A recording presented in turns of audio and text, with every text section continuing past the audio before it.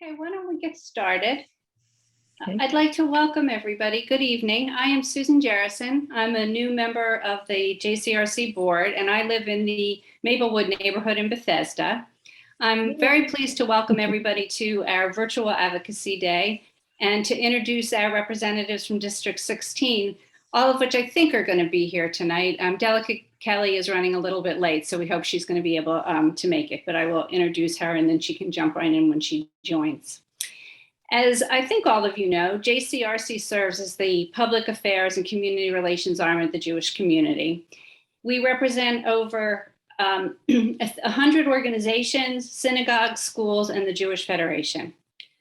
We are here tonight to advocate not only on behalf of the Jewish community, but for the well-being of the entire community. We also want to share with our elected officials our budget and legislative priorities for this year, and then hear from them about these priorities and any issues that they wish to raise with us. We want to let you know that our Executive Director, Ron Halber, is moderating a talk tonight on security, and that Deborah Miller, our Montgomery County Director of Government Relations, is doing a similar meeting with District 17, so unfortunately they aren't with us. But before we get to the priorities, it is really my pleasure to introduce our elected officials. First, we have Senator Susan Lee with us. She serves as the Senate Majority Whip, and she sits on the Senate Judicial Proceedings Committee. And our delegates, Delegate Ariana Kelly, she's the Deputy Majority Whip.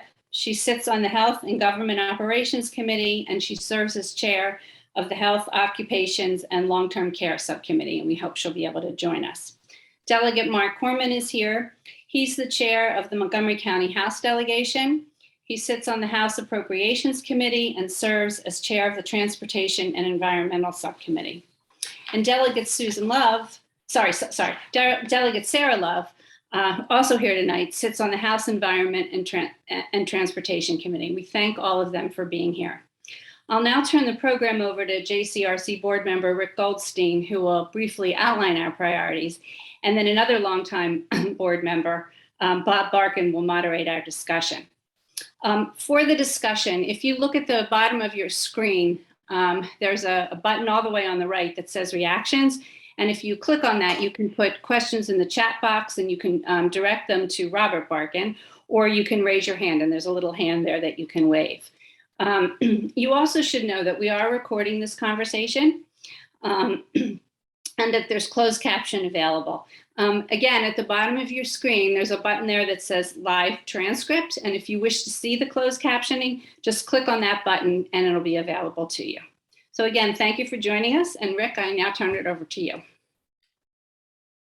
Thank you, Susan. And I want to thank everyone here for joining us this evening, particularly our elected representatives. It means a lot to us that we have built this relationship with you, and it's very, very meaningful and important to us. Again, I'm Rick Goldstein. I live in Chevy Chase.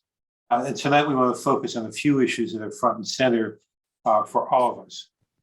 First and foremost, security funding.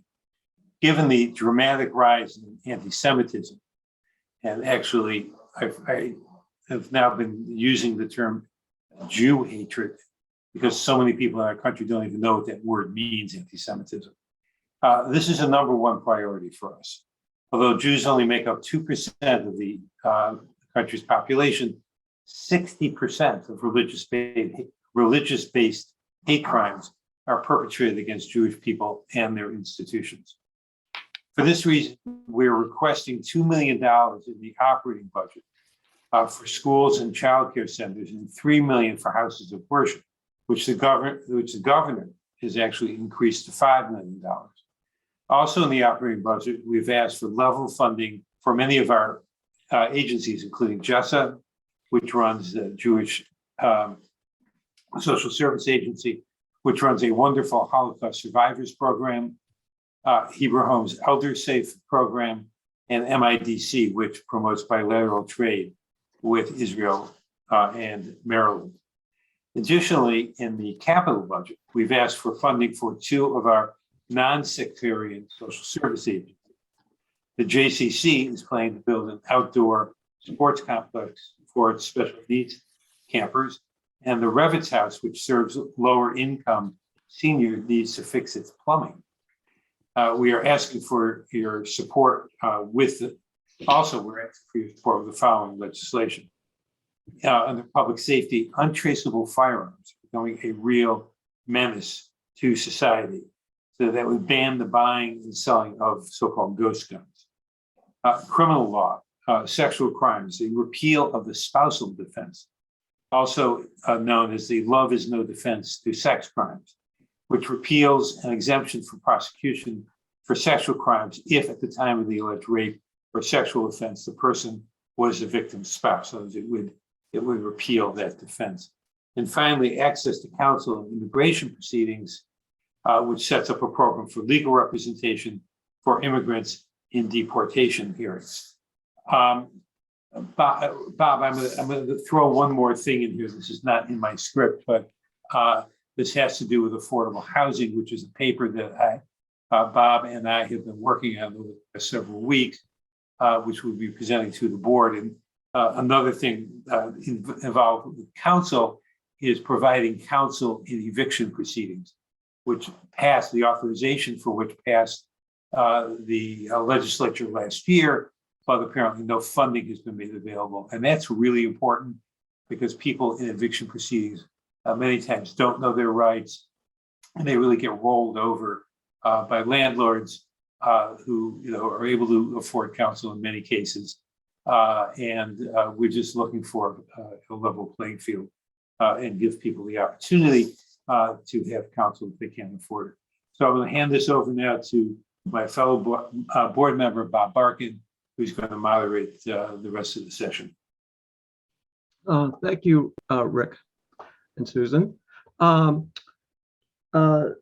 What I'd like to do to start the evening is give our delegates and Senator Lee an opportunity to first give a quick response to these issues and where you think you might be able to help us and whether there's some feedback you want to give to us. But I also want to give you an opportunity to outline some of your other priorities beyond our specific issues so that we can be educated on what you think should be the most important issues. And I know that Delegate Corman wants to leave at 7:30. So if you don't mind, Senator Lee, usually I start with you. No, Senator Lee should go first. But time, Senater Lee should go first. Okay, that's fine. All right, so Senator Lee, please. Corbin, I'll talk fast. How's that? And then if they want to come back to me, that's fine too. Everybody, thank you. Rich, everybody, Robert, thank you so much for giving us the opportunity to meet with you to see what your priorities are. And particularly, it's still early in the session, and also let you know what we're doing too, so we can support each other. And I thank you for all the bills that you are making your priorities, because a lot of them are my priorities. First, ghost guns. Actually, that's my bill. It's a bill that has just been heard in the House. Delegate Lopez is the cross file, and I am the Senate sponsor of SB 387, which is being supported by our Attorney General too. It's to ban ghost guns, because there are guns that can be assembled from different parts, but they don't have serial numbers, so they're not traceable, and they don't require background checks for that reason. And so we want to ban the possession of ghost guns and make sure that if they have parts that can be assembled, that they get a serial number on there. And the federal government says that they will be getting regulations out, but we can't really wait for them to get the regulations out. We need to protect our citizens now, because they're used increasingly in crimes. And you heard about the Magruder High School shooting, where a ghost gun was used in that case. There was a case in Montgomery County on school grounds where a minor shot an adult and killed that person and injured 3 other individuals. So ghost guns are getting out of control. So I'm so grateful that you've made this your priority too. And another priority that I noticed is repealing the spousal defense, because just because you're married should not be a defense to committing sex crimes. And that's actually my bill too. We just heard that bill, and if you could help advocate and help me get that bill passed too. It's a bill that I've always introduced for years. We've had really strong oppositions from some very conservative individuals. So I think this might be the year it might get passed. And your work on access to counsel, thank you so much, particularly access to counsel to immigrants and some of our most vulnerable populations, because if anyone needs it, it's them, and particularly in eviction cases, because otherwise they're homeless. And it doesn't benefit society because then they become a burden on society. This way, we're helping in that regard. I do have a bill dealing with staying proceedings, eviction proceedings, in order to allow the individual to get the tenant to get counsel. And that bill is related to the bill that you're advocating for. We're also we just had a hearing today on the bill dealing with funding for the right to counsel. I think the bill that we passed last year to give access to counsel is meaningless unless we have funding behind it. So I thank you for all your efforts in supporting that. And I'd like to ask you to help me support this bill that I just introduced last week. It's to amend our current probation before judgment law, which other states have done. If you get a probation for before judgment for a minor first-time offense, it's not considered a conviction in Maryland. But under federal immigration law, they regard it as a conviction. So we want to amend the law to say that a judge can find findings of justification for guilt, but not enter the finding. That way, if the defendant fulfills its agreement and probation for judgment not to do anything and to get through the agreement, then they won't have a finding of guilt, and then they can get on with their life. And that first time offense won't be with them for like 30 years, or or they won't get departed. And there's one other bill that I have that is called the Maryland Online Consumer Protection Act, which will prohibit third parties from getting your personal data, using it, misusing it, deleting it, and just selling it to others, and also having an opt-out for minors, so you can't use their data. And also a bill following on a law that I passed, the True Freedom Act, which helped vacate minor nonviolent convictions of human trafficking victims that were committed because they were a trafficking victim. We want to extend it, the safe harbor, to minors who may have committed really minor nonviolent offenses, so they cannot be prosecuted for that, so they can get on with their lives, rebuild it and recover, and also to be able to escape their traffickers too. So there are some other ones, but I want to give Mark a chance to, but your priorities, a lot of your priorities are my priorities too. And I think we have to strengthen our hate crimes laws too. Senator Kramer has a wonderful bill, which we are working on in our committee, to give a private cause of action for hate crimes. And I think that's important because there's nothing like sticking the defendant with the monetary damages to get them to stop doing that. So anyway, again, thank you so much for the privilege and honor of letting me serve you in the Senate. Now I turn to my wonderful colleague, Delegate Mark Corman. Thank you, Senator Lee. Thank you, JCRC, for not causing a constitutional crisis and ensuring that the Senate went before the House. It's not that I want to leave at 7:30. It's that I'm at my house and I have little kids, so I got to go help with bedtime at 7:30 if I want to keep living here. I'm also going to do something dangerous. Obviously, I know many of you, but I do have to shout out Susie Turnbull, because I spent about 10 years going to Democratic meetings where she was always kind enough to shout me out in the crowd. So I'm happy to return the favor. She's obviously a great leader in our community on Jewish and many other issues. Just teeing off of the categories of priorities that you all set out, in particular on the budget issues. I serve on the Appropriations Committee. This is probably the best budget year that I'll see in my legislative career. It's certainly the best of the 8 legislative sessions I've done so far. It's truly unusual. There's a confluence of factors that we can talk about if people are interested about why the budget picture looks as it does. Of course, we should remember that the dollars and cents on the page are nice, but they really reflect what we can and can't do for our citizens. It's not the government's money; it's the taxpayers' money, and a lot of that, in the case of right now, a lot of really federal tax dollars and federal debt dollars.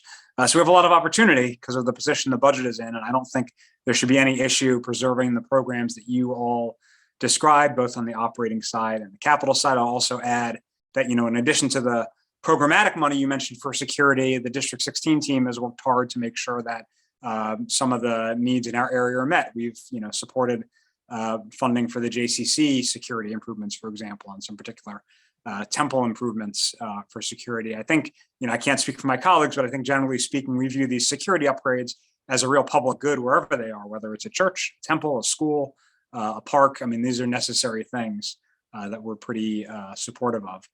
I appreciate you mentioning the funding for counsel for renters who are facing eviction proceedings, as Senator Lee hit on as well. Obviously, that was the initiative of our great Attorney General, former District 16 State Senator and Delegate Brian Frosch. Last year we did authorize the program, as was mentioned, but didn't come through with the funding. Legislation is back, as the senator mentioned, to come up with that funding source. But for this year, this coming budget year, that's a great use of some of the cash we have right now, is to fund the first year of that program. We're still in a position where we rely on the governor to increase operating line items like that. That will change next year with a constitutional amendment you all voted for 2 years ago. So thank you for that. But this year, we need the governor to put that money in. And so that's one of the items that House and Senate leaders have identified as a potential use of some of these surplus funds until we have the funding source in place to pay for that program over the long term. So obviously lots of other bills and issues going on that we can talk about. I want to get to Delegate Love. I'll just briefly mention one bill. It's on my mind because I have a hearing on it tomorrow, and it's a nonprofit I think many of you might be supportive of and interested in, called Imagination Library. This is the nonprofit set up by Dolly Parton, actually, to send a book a month to children under 5 whose families enroll.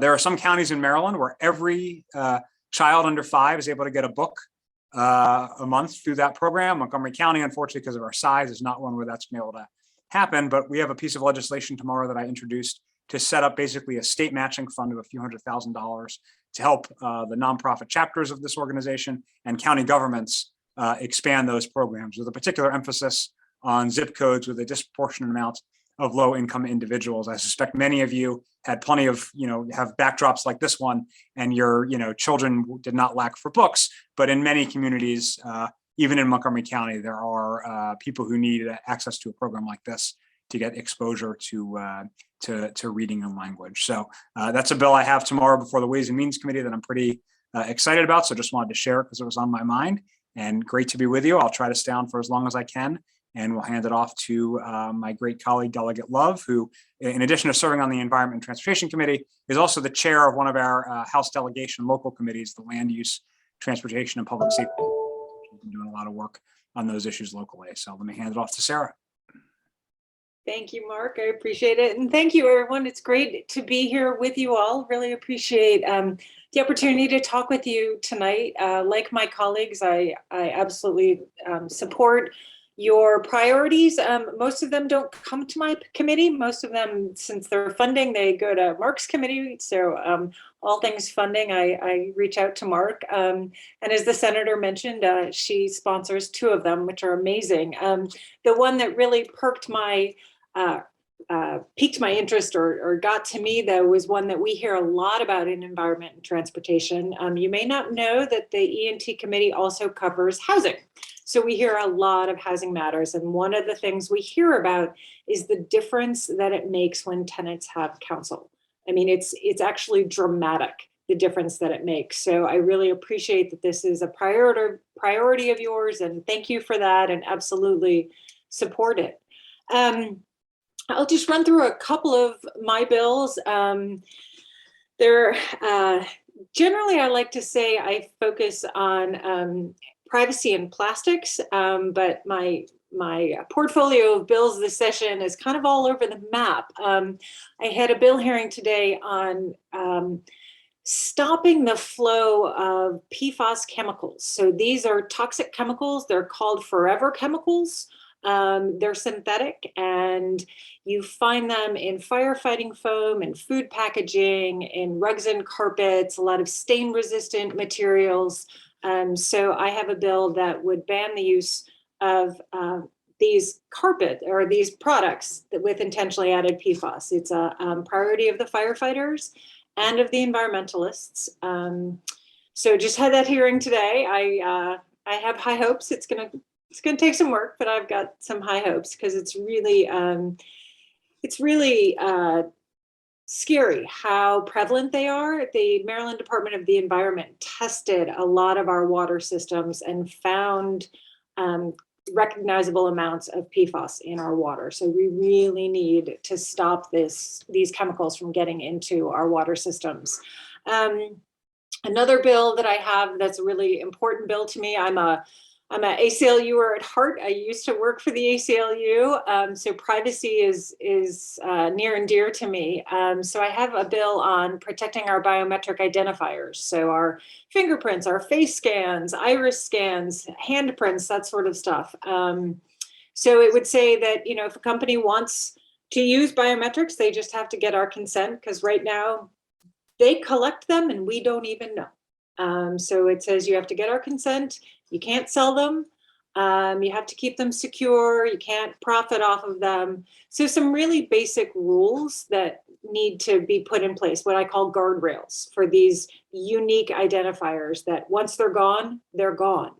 And then just two more that I'll mention. You talked about Judiciary Committee and some of the things there. I had a bill there earlier that would protect our 16 and 17-year-olds in law right now. There are certain categories of people which just the question shouldn't even be answered. The sexual relationship shouldn't exist. And those are, you know, family members or people who are called persons in authority. And those are defined as people who have contracts or employed by schools. But so many of our kids take after school activities that aren't just connected to the school, and they shouldn't be exploited by adults either. So I've got a bill to close that loophole. Lots more that I'd love to talk about, but I'll close it there because I really want to hear from you and your questions. So thanks so much for having us. Okay, thank you. When Delegate Kelly comes on board, we'll stop our dialogue and take a few minutes from her. But to begin with, I wanted to ask something that is not really a priority per se of JCRC, but is a constant of enormous interest of everyone, and that's climate change. And what steps do you see happening in that regard in the Senate and in the House of Delegates? Can I start with, well, I could start with Delegate Love, because that's part of your purview, I think, on the Environment Committee. It is. Thank you. We do a lot on climate change every day, all the time. It's a focus of ours. As I know it is for my colleagues. You know, Delegate Corman has done a lot on electrification of state fleet and making sure that our grid is ready, and a lot of other areas dealing with those topics. There are a couple of really big bills. I'm sure a lot of you remember last year that the Climate Solutions Now bill got really tied up in some differences between the House and the Senate. And that, it looks like a lot of those things have been ironed out. So we'll be dealing with building standards, which is going to be tough. I know Delegate Corman can talk a little bit more about that. About reaching various goals with, last year we dealt with tree planting, which was a really big, sorry, I had a momentary brain freeze, a really important bill, planting 5 million trees, including 500,000 in underserved areas, because trees are our best carbon sequestration tools. I'm trying to think of some of the other things in the Climate Solutions Now bill. I know there are three other topics that are escaping me right now. One of the bills, Mark, you want to jump in? I I can was just see going it. to environmental justice was a big part of the. Thank you. Yes, environmental justice. And then I have another bill that is actually looking to enable private funding to come in and support the public funds on a lot of environmental projects. It passed the Senate last year, and we needed to do some work on that in the House. So we're dealing with a lot of different areas that all come together to improve our climate. Great. Senator Lee, do you want to speak to this? Yeah, last year, of course, as Delegate Love indicated, we had a big, the climate solutions now. It got tied up on the sort of last days of session. Both sides weren't able to agree during the conference committee, but I think those have been hashed out. I know the two chairpersons, Delegate Barbe on the House side and Senator Pinsky on the Senate side, they have vowed to work together to come up and pass a comprehensive package of a bunch of laws dealing with climate change and also clean energy. So I'm not on that committee, but we get updates from our leadership as to the progress. And so I think it's moving forward. And we just need to get it out as soon as we can so we can resolve those issues so we don't have to do it on the last day of session. I think last year, the reason there were obstacles is because of COVID also. We had to kind of preside over things in a very, very difficult situation. I know we were in little plexiglass cubicles, and the House, they were divided up. Some were in the House of Delegates building, some were in the chamber, and so it was very difficult. But I think we're not at the finish line, but I think it's going to be a little easier to get it through. We're hoping it will be passed. Great. Delegate Corman, do you want to weigh in on? I mean, I think my colleagues did a good job explaining the lay of the land. I mean, it probably is worth noting that, we've passed climate change legislation every year that I've been in the General Assembly, probably every year Senator Lee's been in the General Assembly. Sarah, you're captured in with us. We have 50% renewables coming online by 2030. We're part of the Regional Greenhouse Gas Initiative for power plant emissions. As Delegate Love mentioned, we passed some pieces of the Climate Solutions Act last year, but there is no finish line on it, actually, to use Senator Lee's phrase. Even if the Climate Solutions Now Act passes this year, I can promise my colleagues will be back with a bevy of innovative bills in this area, because it's going to be an ongoing effort to not only try to mitigate climate change, but frankly, also dealing with the adaptation piece, because unfortunately, the rest of the country and the world is not as far along as we are. Okay, great. I just want to remind our attendees, if you have questions, please either raise your hand or send me a message in the chat, and I'll recognize you. I also wanted to ask, with the Supreme Court holding its hearings on the Roe versus Wade issues and related cases, whether you think that there will be any action at the state level on reproductive rights. But I could start with you, Senator Lee, if you would want to. See, we just don't know how they're going to rule, the Supreme Court. It's kind of scary because, I think we all of us, Delegates Levin, Corman, and Kelly, we support women's reproductive rights. And because of the content, the membership on the court right now, it's uncertain how they're going to rule. Now, if they rule to make it state by state, then of course we're going to act right away to preserve and protect and enhance reproductive rights, reproductive health, and reproductive justice. And I know because we are a Democratic controlled legislature on both chambers. So, and we're pretty progressive on that issue.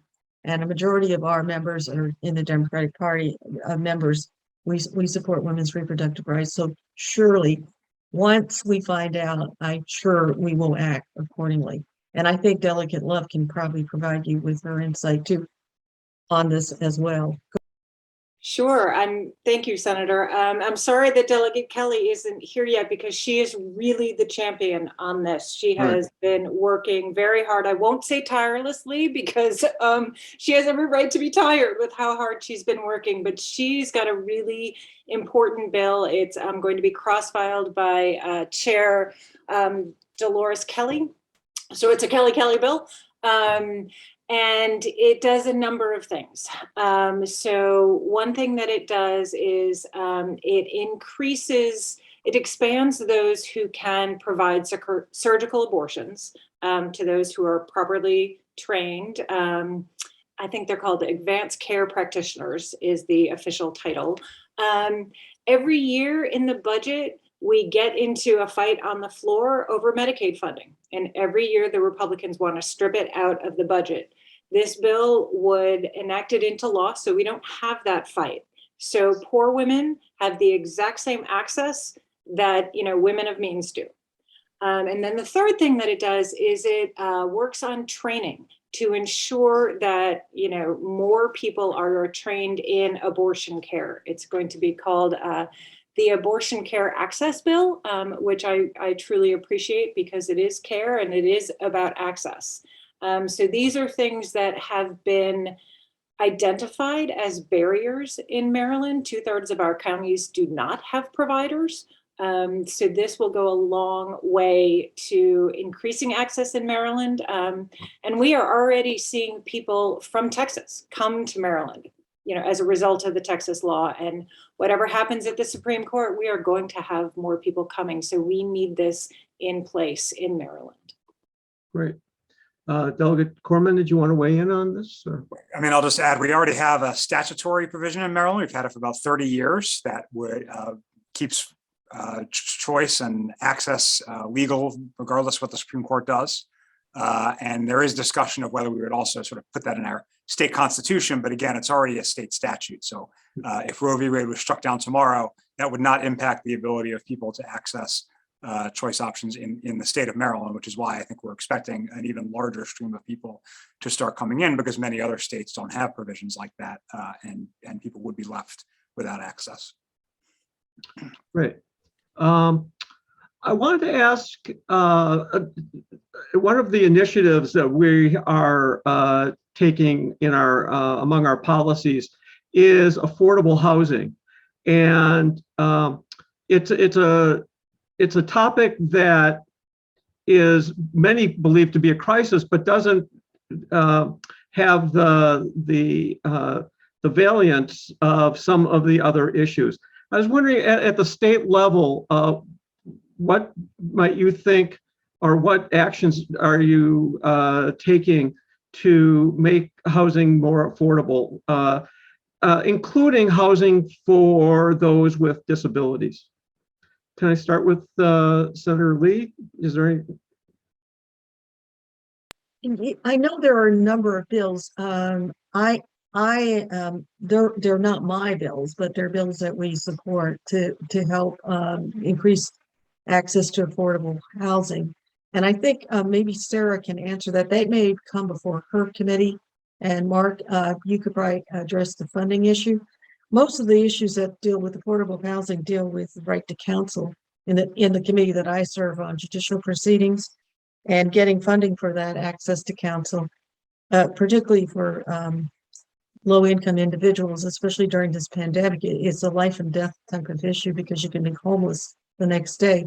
So there's a number of bills. There's two bills that I'm dealing with, preventing tenants from getting evicted. But the bigger picture that you probably want to address is how can we increase funding for affordable housing, and how can more people have access to it? And I think Mark and Sir could probably answer that because I think that is before their committee more than mine. Mine is more the rights to counsel and the rights to get that funding. Right. Thank you. Yeah. We do get a number of bills that deal with affordable housing in my committee. A lot of them are sponsored by Delegate Vaughn Stewart, also of Montgomery County. And I know Delegate Janelle Wilkins is also very active and strong in this area. It's also a county issue.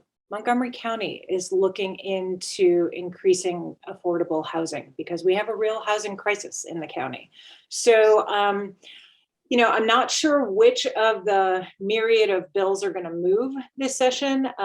We have in environment and transportation, so much of our work is subcommittee driven.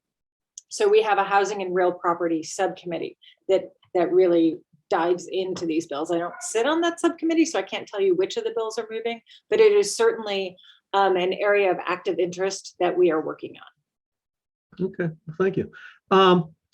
Again, I'm sorry that Delegate Kelly isn't here for this question, but maybe the family leave. I know that's been an issue of great concern for her. She's probably the biggest champion for it.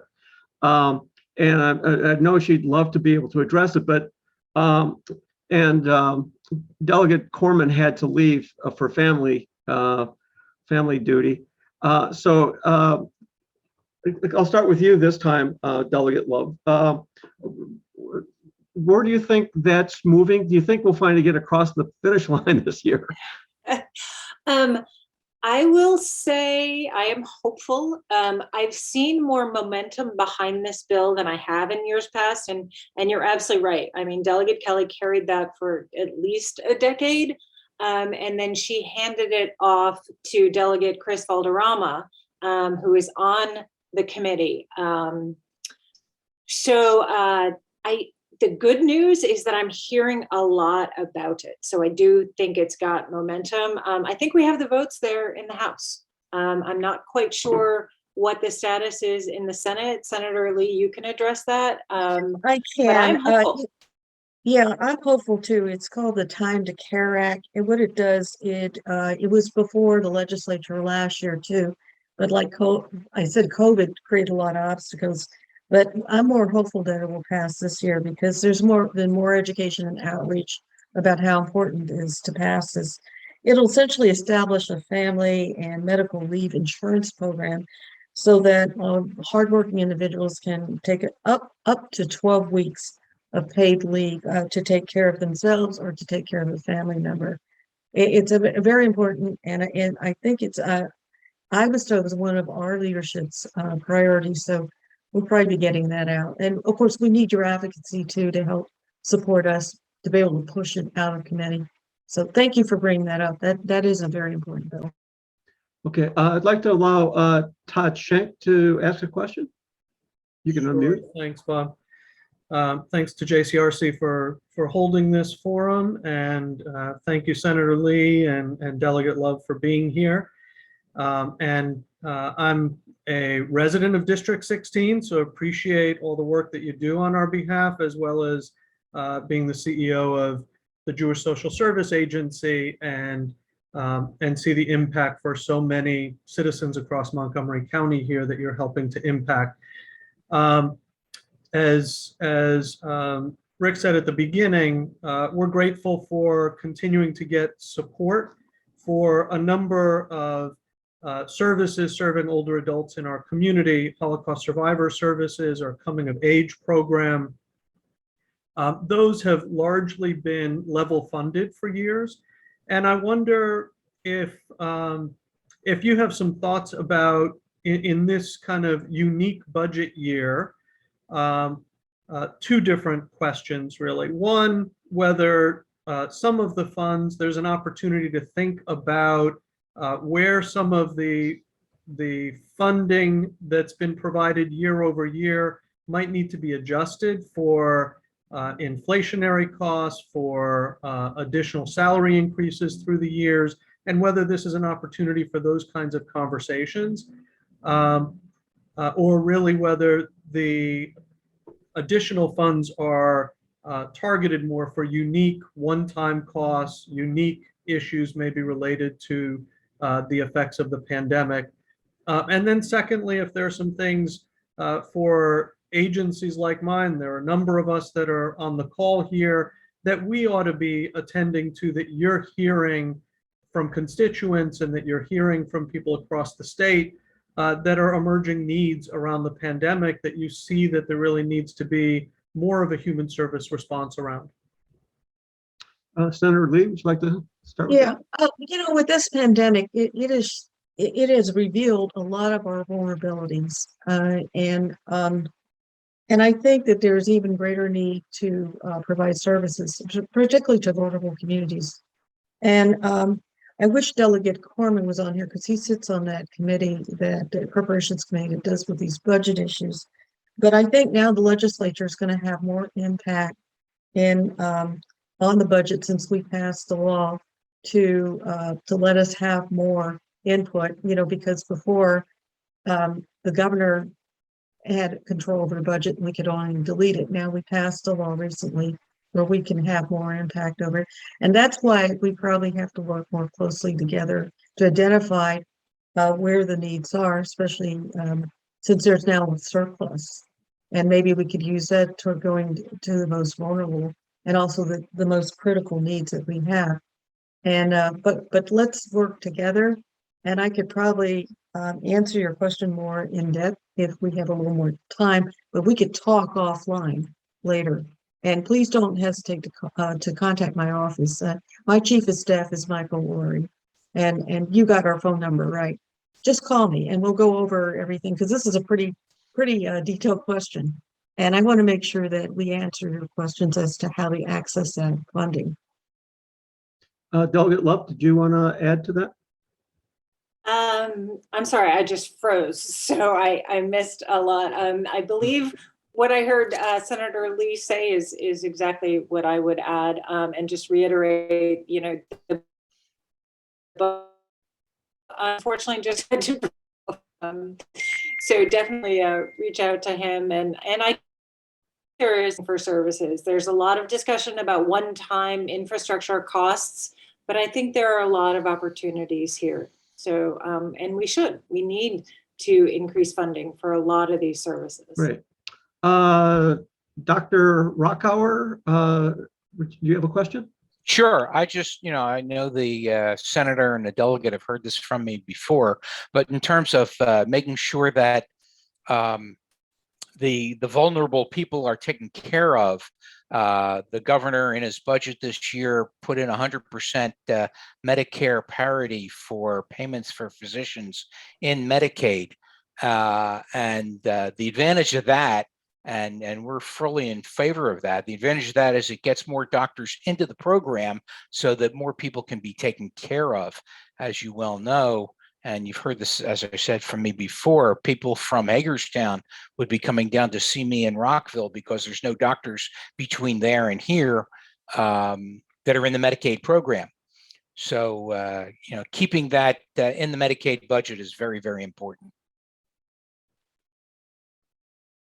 Heard and thank you. And I'm sorry we won't see you on the floor as our doctor of the day. It's nice to see you here.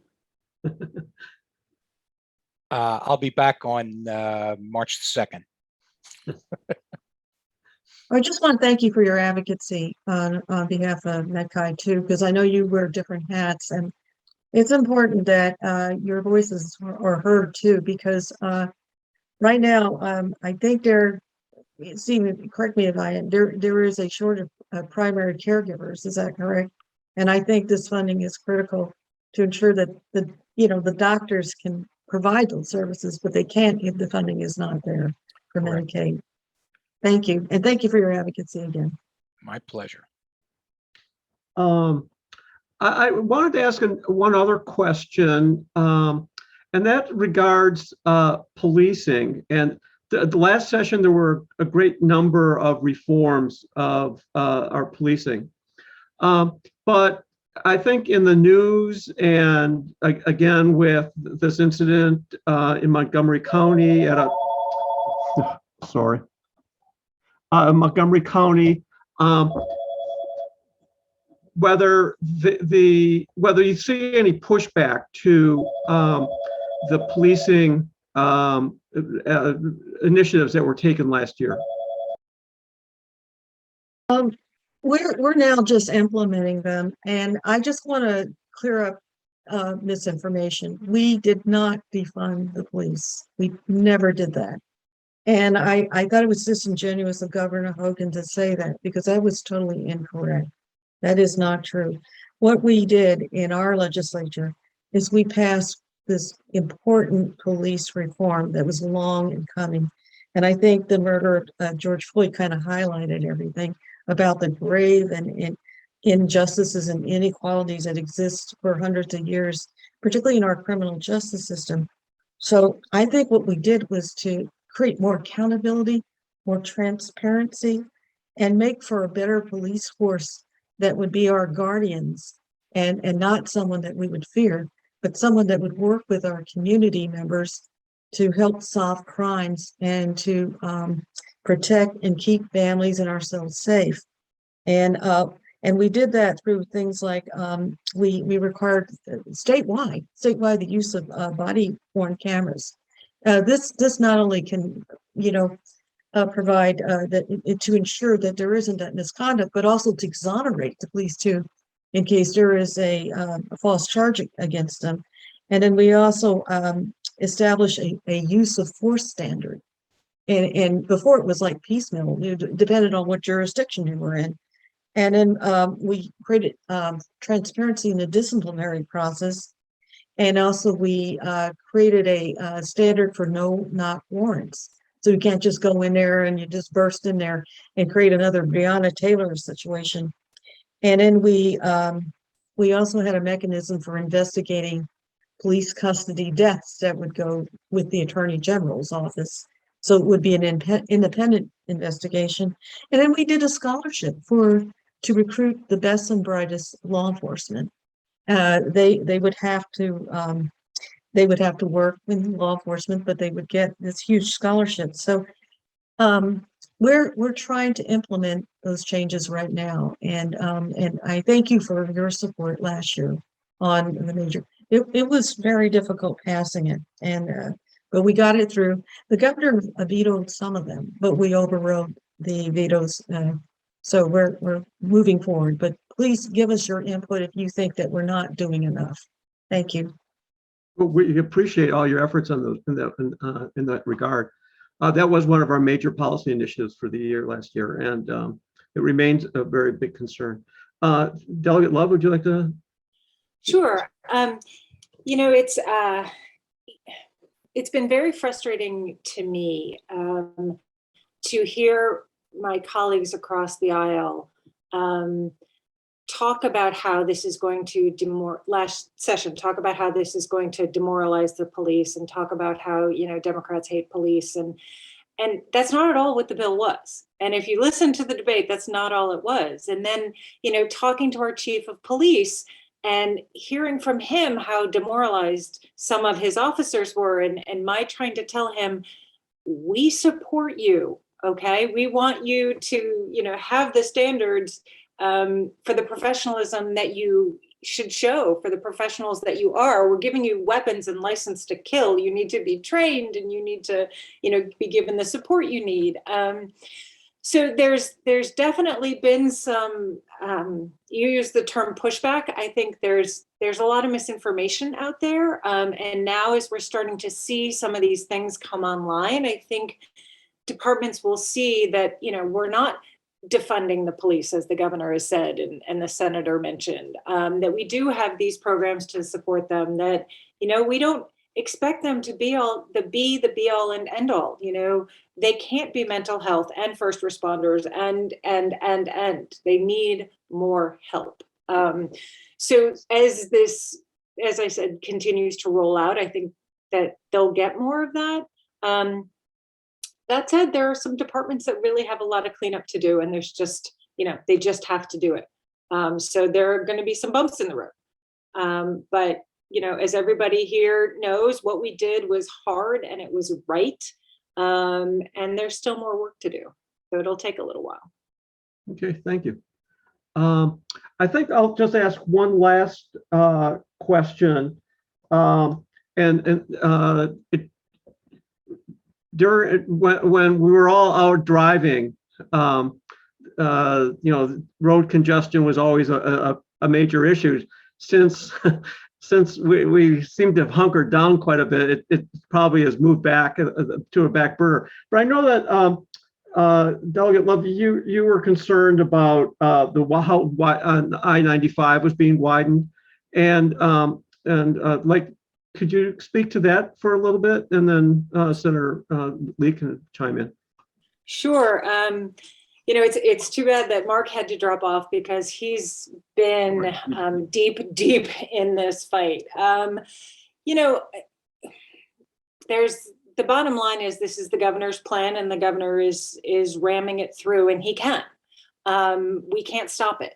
But what we have been trying to do is, again, put some guardrails around it to advocate for our communities that it have the least impact possible. I mean, because this highway widening is honestly, it's an environmental nightmare. It's an environmental justice nightmare. I don't know if you all drive 7 locks at all, but the church that is, I mean, it's right around the corner from my house. It's right there. It's been, the grounds have been devastated from the highway runoff. And now if you expand that, it's going to only get even worse. And so we have been working, and a lot of people have been working to see what we can do to affect some change in the designs. And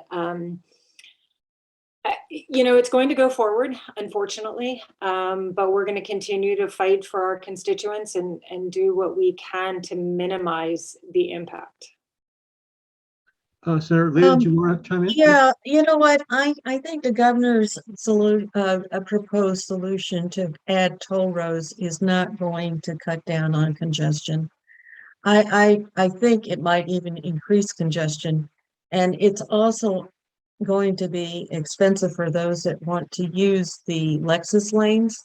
I understand from like Frederick or from up north to just get down to where 270 and 495 meet, it's going to be like $80 one way. And so it also is has been shown that these toll roads didn't work in other states like Texas and Indiana and some other states where they just got abandoned after the citizens of those states didn't want them anymore because they were showing they weren't working to relieve congestion and cars on the road. I think it's got to be a multi-plan that looks into different types of transportation alternatives, like perhaps more MARC trains, more tracks, more investment in mass transit, and improving our current infrastructure by putting money in repairing roads and improving the infrastructure.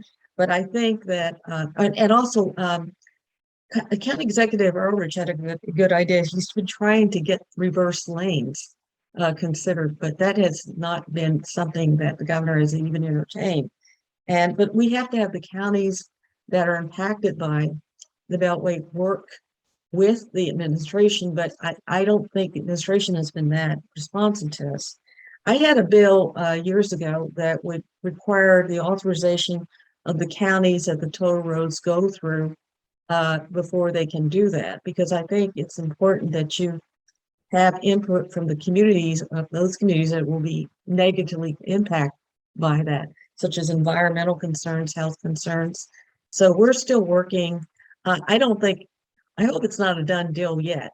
But I was hoping that Mark was going to be here because I know he and Delegate Solomon, I think, are working on something to help to kind of slow this down a little bit, at least get another environmental study together.